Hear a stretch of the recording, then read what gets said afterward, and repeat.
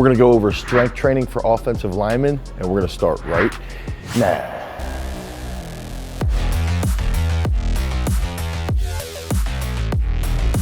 So the position of offensive line, this is basically one of the most important positions in all of football, especially if we're talking about the left tackle, the individual who's going to be blocking the blind side of our quarterback. And so what do we need to think about right off the bat? If we have offensive linemen coming off the line into pass pro or into run blocking positions, they have to be extremely explosive. They're going to be larger individuals, so they have to have some hypertrophic gains. They also have to be able to move extremely quickly. They have to be mobile. That enables their hips to be a little bit lower. And on top of that, they have to be able to rotate very, very well. So they also have to have good thoracic rotation. If they have good thoracic rotation and they're mobile and they're larger in stature and they're extremely explosive, well, now we know that they're going to be able to pick up blocks. Think about an offensive lineman trying to block someone like Von Miller in his heyday or Aaron Donald, right? These guys are absolute freaks. They're extremely quick. And so to get in front of them, to own that real estate, to anchor down, you have to have a ton of absolute strength. You have to have a ton of technical coordination in your training program and dynamic trunk control on top of the mobility that we already touched upon. So I like to look at someone like Joe Thomas. Joe Thomas to me was the absolute best offensive lineman to ever play the game. Some may disagree with that, but if you watch how he played, his technique, his hand fighting skills, his ability to apply force, these were all crucial aspects behind his game. And now we're gonna go into those 4 key characteristics that we'll train with our offensive linemen. Now, that first key characteristic that we're gonna be focusing on is called sustained impulse.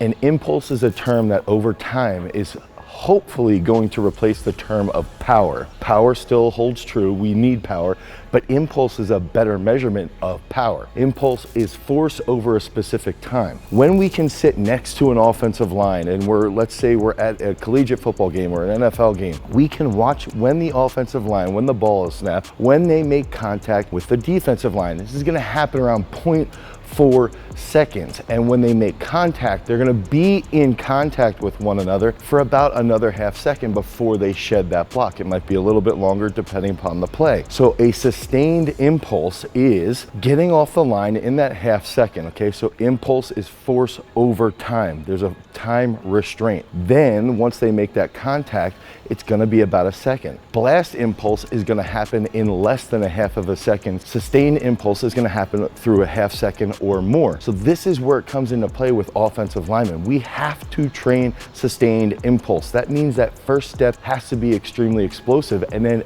after they make contact, this is when their body starts to recruit more of their high threshold motor units. And that leads us into that second key characteristic of training absolute strength. When we're looking at offensive linemen, we need to be training things through full range of motion. We need to be focusing on unilateral strength through full range of motion. Okay, walking lunges, side Cossack squats, side band walks, overhead squats, barbell step-ups, front squats, back squats, dumbbell bench press, incline bench. All of these movements will train absolute strength. It's also going to add mass to them. If we get an offensive lineman that weighs 310, 315, they have more mass, and if they can move as agile as they were when they were 275 or 280, now that absolute strength carries over to what we already touched on, that sustained impulse. So if we look at sustained impulse as the key, and then developing those attributes around absolute strength, that's going to feed into that sustained impulse. And that's the main focus that we want to look at, is how can we develop this massive foundation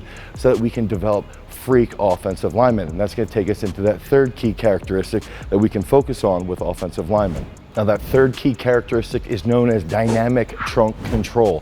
If we're looking at how offensive linemen play, if we're watching Joe Thomas highlights and he's posting up on someone and he's here and he's rotating his right shoulder, okay? He's trying to get them off balance. That's the whole goal of an offensive lineman. There is a space of landscape, okay?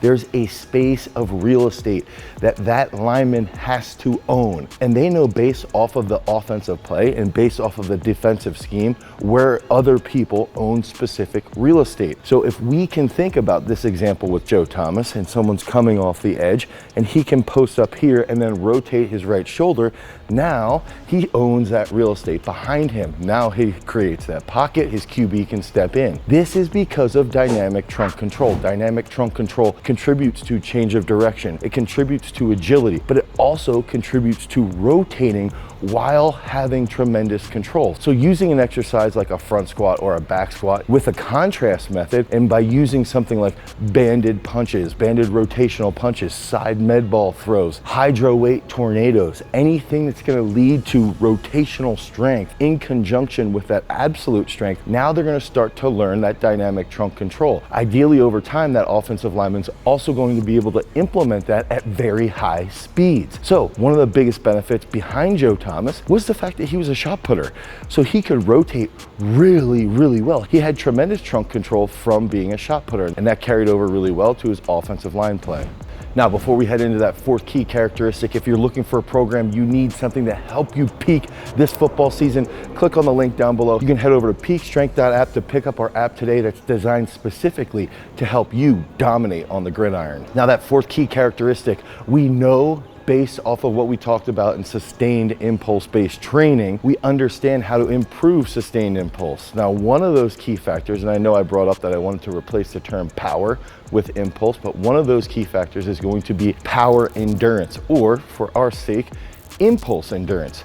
What does that mean? We need to have offensive linemen that can carry through that impulse, that sustained impulse over a long period of time. So if we can train our offensive linemen to apply a ton of force in a short period of time, we also need them to be able to repeat this over that long period of a game. So how can we do this? Okay, so this is where that impulse endurance or power endurance comes into play. One of the best things that I think that you can do as an offensive lineman is head into the season hitting something like 12 singles or 15 singles of hang power cleans or 2-box power cleans or 1-box power clean on the minute. And what this does is it mimics that game clock. Now, let's say we have an offensive lineman that can power clean 160 kilos. If we can train them, their max is 160 kilos, but they can sustain 150 kilo power output over 15 minutes. Okay, so every minute they have to hit a single. Now we know they have that impulse endurance. We know that they have that power endurance.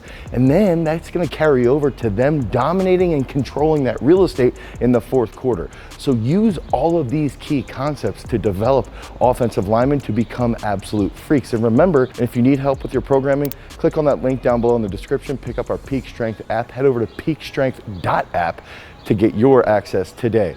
Remember, freaks, if you wanna be a champion, you've always gotta cultivate your power. Peace.